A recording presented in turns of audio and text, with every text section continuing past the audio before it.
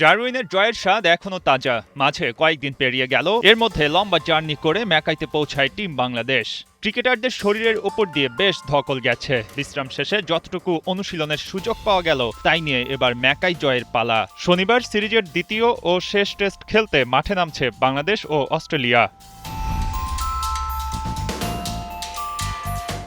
অস্ট্রেলিয়ার মাটিতে 1-0 এগিয়ে থাকায় আনন্দ আছে। সেই আনন্দটা বাংলাদেশ দলকে দেখলে বোঝা যায়। তবে নির্ভর হওয়ার সুযোগ কি আছে তা অবশ্য নেই, কারণ ফিল সিমন্স খুব পরিষ্কার ভাষায় একটা কথা বলে দিয়েছেন।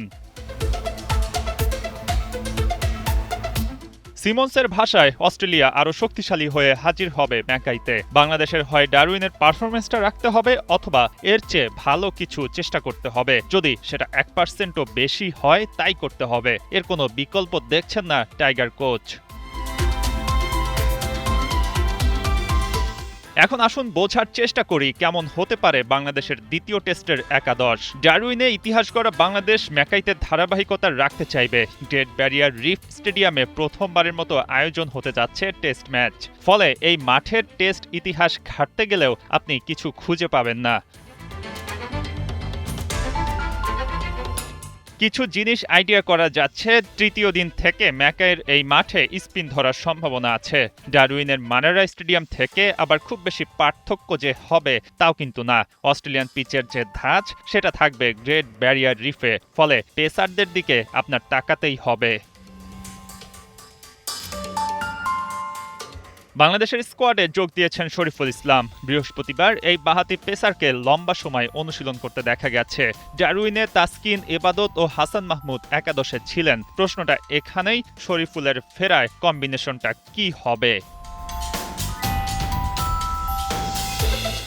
চার পেসার যে খেলাবে না বাংলাদেশ তা অনেকটাই নিশ্চিত। সেক্ষেত্রে শরীফুল যদি একাদশে ফেরেন কেউ তো বাদ পড়বেন। একজন পেসার অথবা একজন স্পিনার হতে পারে সেই নামটা। স্পিনারের তালিকাটা লম্বা নয়। মেহেদী মিরাজ থাকছেন, বাকি থাকে তাইজুল ইসলাম। তবে গ্রেট ব্যারিয়ার রিফে স্পিন ধরার যে আলাপ আছে সেখানে তাইজুলকে কে না একাদশে রাখতে চাইবে।